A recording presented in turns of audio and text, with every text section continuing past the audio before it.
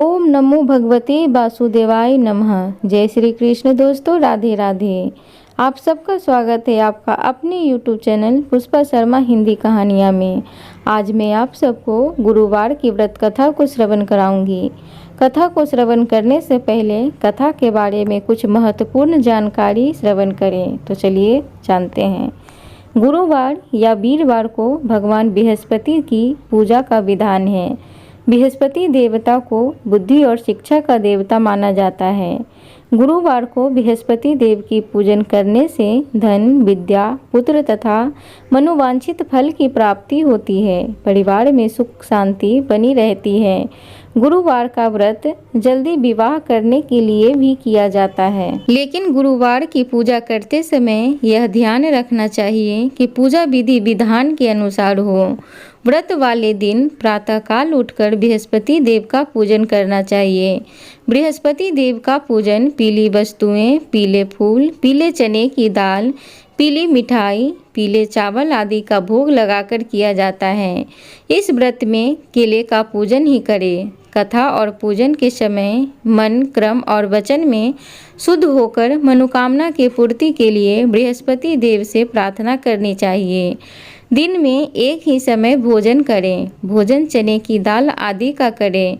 नमक न खाएं। पीले वस्त्र पहनें। पीले फलों का प्रयोग करें। पीले चंदन से पूजन करें। पूजन के बाद भगवान बृहस्पति की कथा सुननी चाहिए। प्रिय भक्तगण, अब हम सब गुरुवार की व्रत कथा को बड़े ही मन से श्रवण करेंगे। तो चलिए कथा को सुनते हैं। प्राचीन काल में एक ब्राह्मण रहता था। वह बहुत ही निर्धन था। उसके कोई संतान भी नहीं थी। उसकी स्त्री बहुत मलिनता के साथ रहती थी। वह स्नान न करती, किसी देवता का पूजन भी नहीं करती। इससे ब्राह्मण देवता बड़े ही दुखी थे। बेचारे बहुत कुछ करते थे, किंतु उसका कुछ परिणाम न निकला। भगवान की कृपा से ब्राह्मण की स्त्री के कन्या रूपी रत्न पैदा हुई। कन्या बड़ी होने पर प्रातःकाल स्नान करके विष्णु भगवान का जाप व बृहस्पतिवार का व्रत करने लगी। अपने पूजन पाठ को समाप्त करके विद्यालय जाती तो अपनी मुट्ठी में जौ भर के ले जाती और पाठशाला के मार्ग में डालती जाती।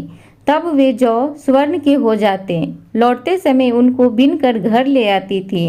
एक दिन वह बालिका सूप में उस सोने के जौ को फटक कर साफ कर रही थी कि उसके पिता ने देख लिया और कहा कि हे बेटी, सोने के जौ के लिए सोने का सूप भी होना चाहिए।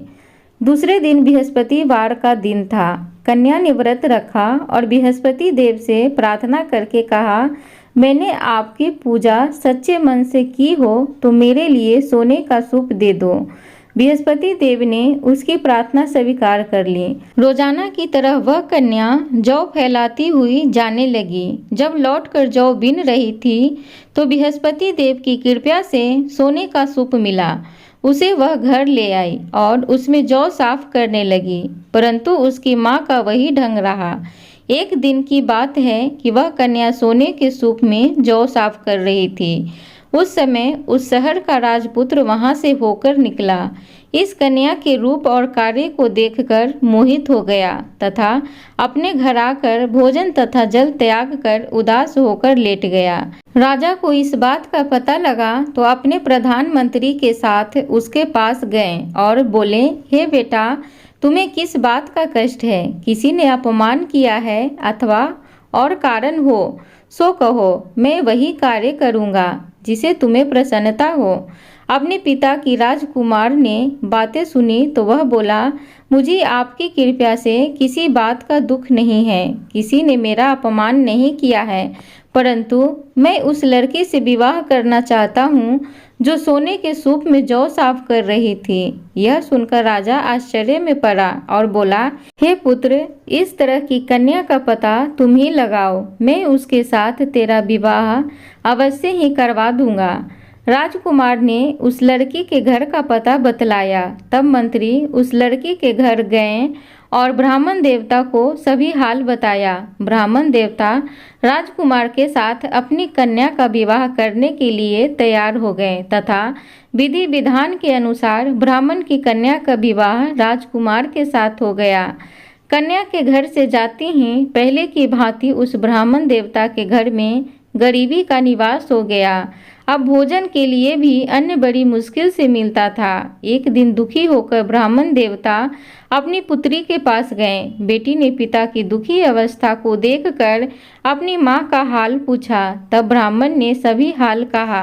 कन्या ने बहुत सा धन देकर अपने पिता को विदा कर दिया। इस तरह ब्राह्मण का कुछ समय सुखपूर्वक व्यतीत हुआ। कुछ दिन बाद फिर वही हाल हो गया।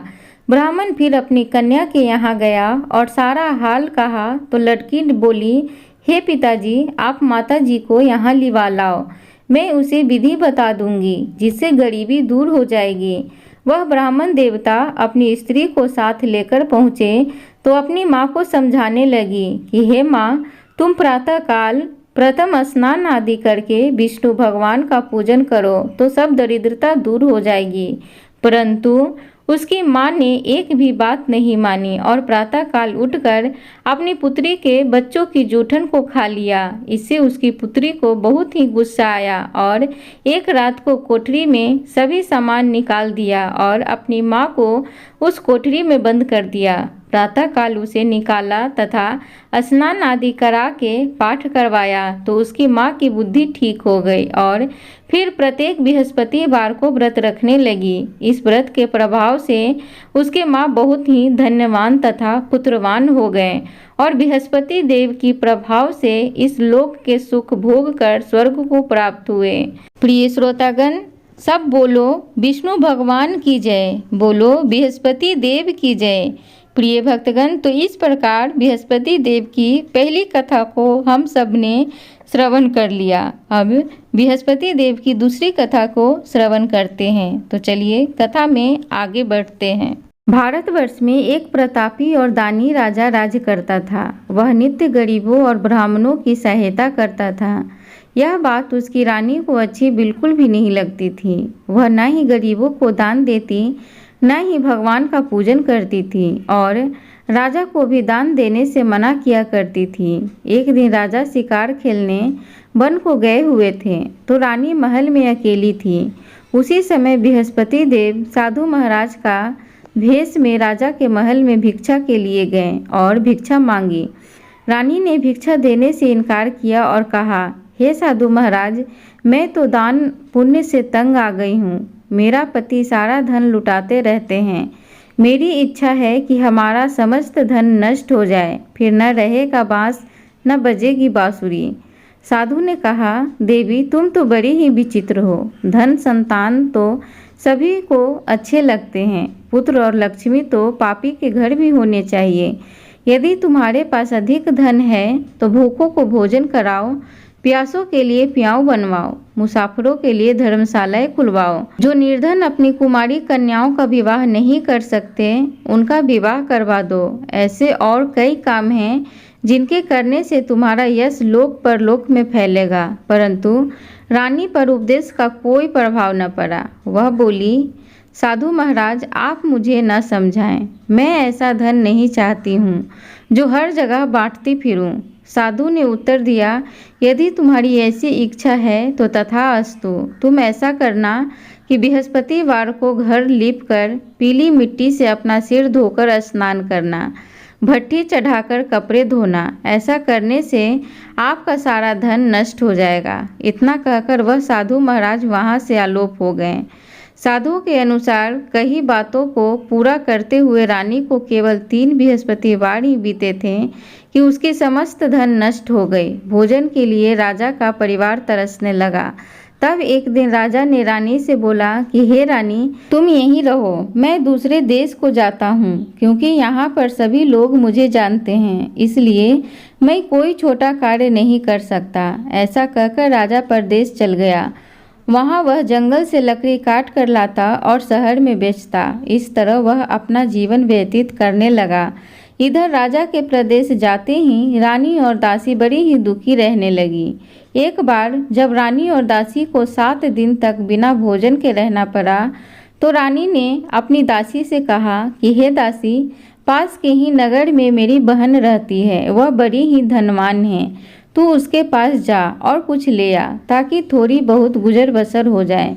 दासी रानी की बहन के पास गई। उस दिन गुरुवार था और रानी की बहन उस समय बृहस्पतिवार की कथा को श्रवण कर रही थी।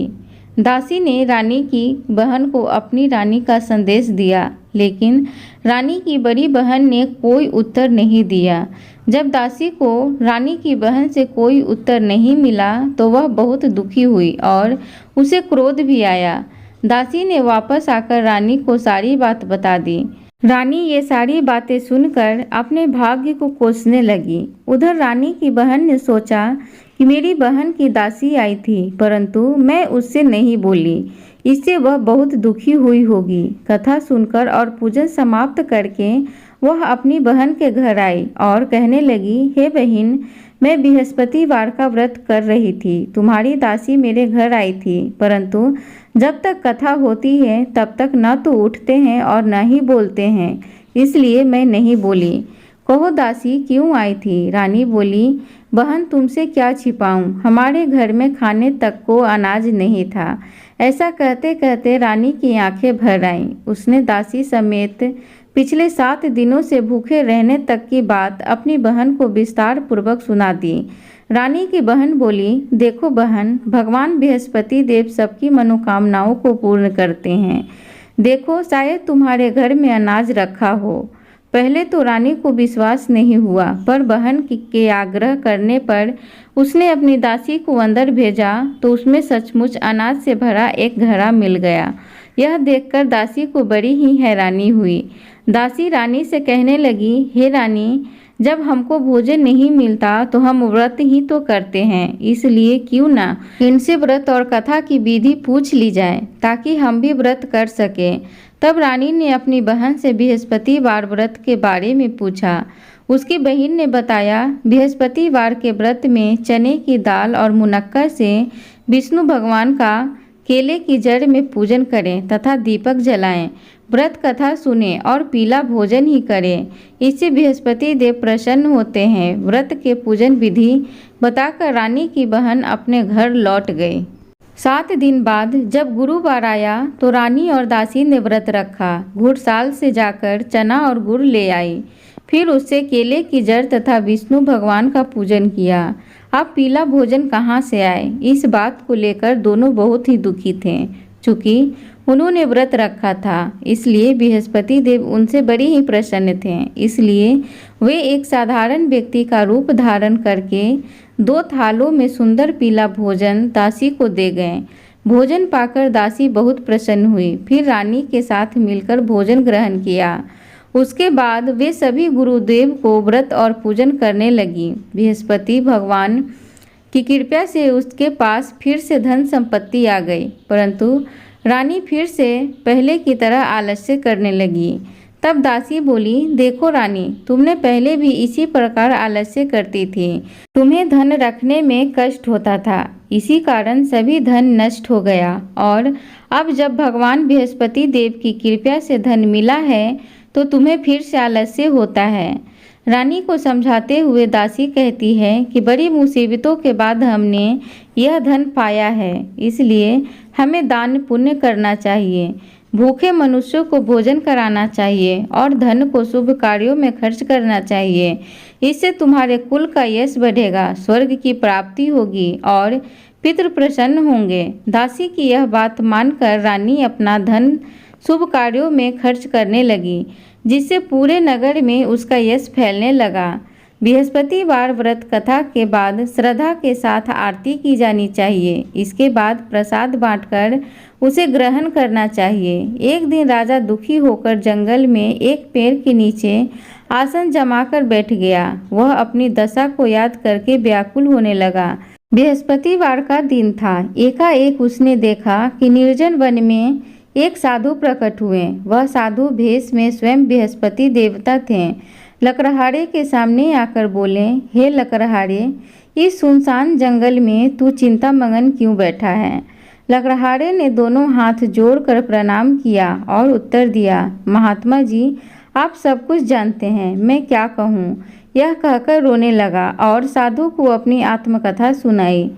महात्मा जी ने कहा, तुम्हारी स्त्री ने बृहस्पति के दिन बृहस्पति भगवान का निरादर किया है, जिसके कारण बृहस्पति देव रुष्ट होकर तुम्हारी यह दशा कर दी है। अब तुम चिंता को दूर करके मेरे कहने पर चलो, तुम्हारे सब कष्ट दूर हो जाएंगे और भगवान पहले से भी अधिक संपत्ति देंगे। तुम बृहस्पति के दिन कथा किया करो। 2 पैसे के चने मुनक्का लाकर उसका प्रसाद बनाओ और शुद्ध जल से लोटे में शक्कर मिलाकर अमृत तैयार करो। कथा के पश्चात अपने सारे परिवार और सुनने वाले प्रेमियों में अमृत व प्रसाद बांटकर आप भी ग्रहण करो। ऐसा करने से भगवान तुम्हारी सब मनोकामनाएं पूरी करेंगे। साधु के ऐसा वचन सुनकर लकड़हारा बोला, हे प्रभु, मुझे लकड़ी बेचकर इतना पैसा नहीं मिलता जिससे भोजन के उपरांत कुछ बचा सकूं। मैंने रात्रि में अपनी स्त्री को व्याकुल देखा है। मेरे पास कुछ भी नहीं है जिससे मैं उसकी खबर मांग सकूं। साधु ने कहा, हे लकड़हारे, बृहस्पति के दिन तुम रोजाना की तरह लकड़ियां लेकर शहर को जाओ। तुमको रोज से दुगना धन प्राप्त होगा, जिससे तुम भली भांति भोजन कर लोगे तथा बृहस्पति देव की पूजा का सामान भी आ जाएगा। इतना कहकर साधु महात्मा अंतर ध्यान हो गए। धीरे धीरे समय व्यतीत होने पर फिर वही बृहस्पतिवार का दिन आया। लकड़हारा जंगल से लकड़ी काटकर किसी शहर में बेचने गया। उसे उस दिन और दिन से अधिक पैसा मिला। राजा ने चना गुड़ आदि लाकर गुरुवार का व्रत किया। उस दिन से उसके सभी कलेश दूर हुए। परंतु जब दोबारा गुरुवार का दिन आया तो बृहस्पतिवार का व्रत करना भूल गया। इस कारण बृहस्पति भगवान नाराज हो गए। उस दिन उस नगर के राजा ने विशाल यज्ञ की आयोजन किया था तथा शहर में यह घोषणा करा दी कि कोई भी मनुष्य अपने घर में भोजन न बनवावे और न आग जलावे। समस्त जनता मेरे यहाँ भोजन करने आवे। इस आज्ञा को जो न मानेगा उसे फांसी की सजा दी जाएगी। इस तरह की घोषणा संपूर्ण नगर में करवा दी गई। राजा की आज्ञा अनुसार शहर के सभी लोग भोजन करने गए, लेकिन लकड़हारा कुछ देर से पहुंचा, इसलिए राजा उसको अपने साथ घर लिवा ले गए और ले जाकर भोजन करा रहे थे तो रानी की दृष्टि उस खूंटी पर पड़ी जिस पर उसका हार लटका हुआ था। वह वहां पर दिखाई नहीं दिया। रानी ने निश्चय किया कि मेरा हार इस मनुष्य ने चुरा लिया है। उसी समय सिपाहियों को बुलाकर उसको कारागार में डलवा दिया गया। जब लकड़हारा कारागार में पड़ गया और बहुत दुखी होकर विचार करने लगा कि न जाने कौन से पूर्व जन्म के कर्म से मुझे यह दुख प्राप्त हुआ है, और उसी साधु को याद करने लगा जो जंगल में मिला था। उसी समय तत्काल बृहस्पति देव साधु के रूप में प्रकट हुए और उसकी दशा को देखकर कहने लगे, अरे मूर्ख, तूने बृहस्पति देव की कथा नहीं करी, इस कारण तुझे दुख प्राप्त हुआ है। अब चिंता मत कर। बृहस्पतिवार के दिन कारागार के दरवाजे पर 4 पैसे मिले, उनसे तू बृहस्पति देव की पूजा करना, तेरे सभी कष्ट दूर हो जाएंगे। बृहस्पति के दिन उसे 4 पैसे मिले। लकड़हारे ने कहा, कहीं उसी रात्रि को बृहस्पति देव ने उस नगर के राजा को स्वप्न ने कहा, हे राजा, तूने जिस आदमी को कारागार में बंद कर दिया है वह निर्दोष है, वह राजा है, उसे छोड़ देना। रानी का हार उसी खूंटी पर लटका है। अगर तू ऐसा नहीं करेगा तो मैं तेरे राज्य को नष्ट कर दूंगा। इस तरह रात्रि के स्वप्न को देखकर राजा प्रातः काल उठा और खूंटी पर हार देखकर लकड़हारे को बुलाकर क्षमा मांगी तथा लकड़हारे को योग्य सुंदर वस्त्र आभूषण देकर विदा किया। बृहस्पति देव की आज्ञा अनुसार लकड़हारा अपने नगर को चल दिया। राजा जब अपने नगर के निकट पहुंचा तो उसे बड़ा ही आश्चर्य हुआ। नगर में पहले से अधिक बाग, तालाब, कुएं तथा बहुत सी धर्मशाला, मंदिर आदि बन गई है। राजा ने पूछा, यह किसका बाग और धर्मशाला है? तब नगर के सब लोग कहने लगे, यह सब रानी और बादी के हैं। तो राजा को आश्चर्य हुआ और गुस्सा भी आया। जब रानी ने यह खबर सुनी कि राजा आ रहे हैं तो उन्होंने दासी से कहा कि हे दासी, देख राजा हमको कितनी बुरी हालत में छोड़ गए थे। हमारी ऐसी हालत देखकर वह लौट न जाएं, इसलिए तू दरवाजे पर खड़ी हो जा। आज्ञा अनुसार दासी दरवाजे पर खड़ी हो गई। राजा आए तो उन्हें अपने साथ लिवा लाई। तब राजा ने क्रोध करके अपनी रानी से पूछा कि यह सब धन तुम्हें कैसे प्राप्त हुआ। तब उन्होंने कहा, हमें यह सब धन बृहस्पति देव के इस व्रत के प्रभाव से प्राप्त हुआ है। राजा ने निश्चय किया कि 7 रोज बाद तो सभी बृहस्पति देव का पूजन करते हैं, परंतु मैं दिन में 3 बार कहानी कहूँगा तथा रोज व्रत किया करूँगा। अब हर समय राजा के दुपट्टे में चने की दाल बंधी रहती तथा दिन में 3 बार कहानी कहता। एक रोज राजा ने विचार किया कि चलो अपनी बहन के यहाँ से हो आवें। इस तरह निश्चय करके राजा घोड़े पर सवार होकर अपनी बहन के यहाँ को चलने लगा।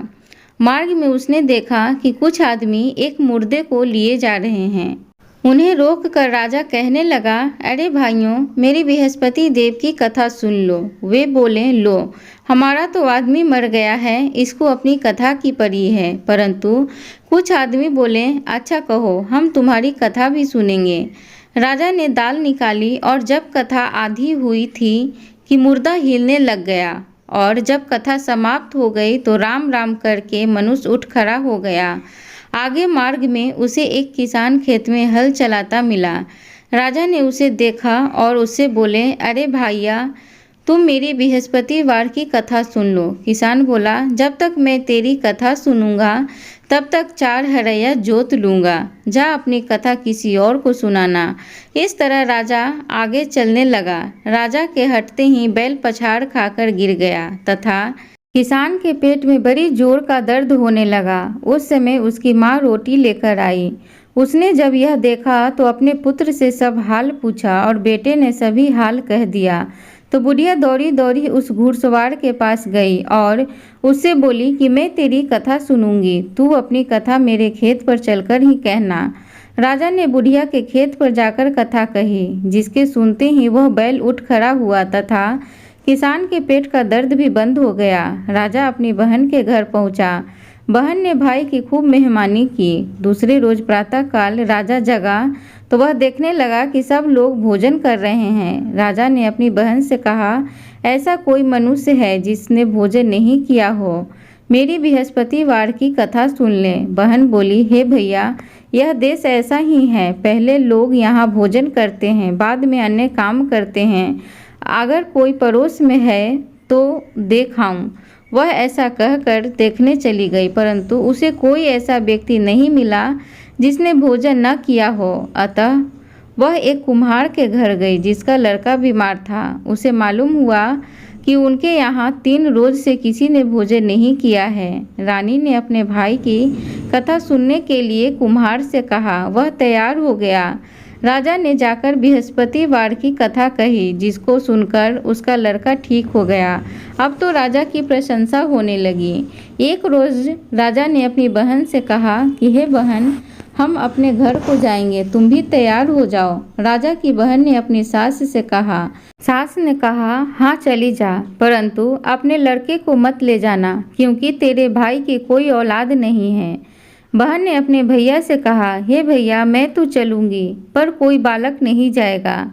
राजा बोला, जब कोई बालक ही नहीं चलेगा तब तुम ही क्या करोगी। बड़े दुखी मन से राजा अपने नगर को लौट आया।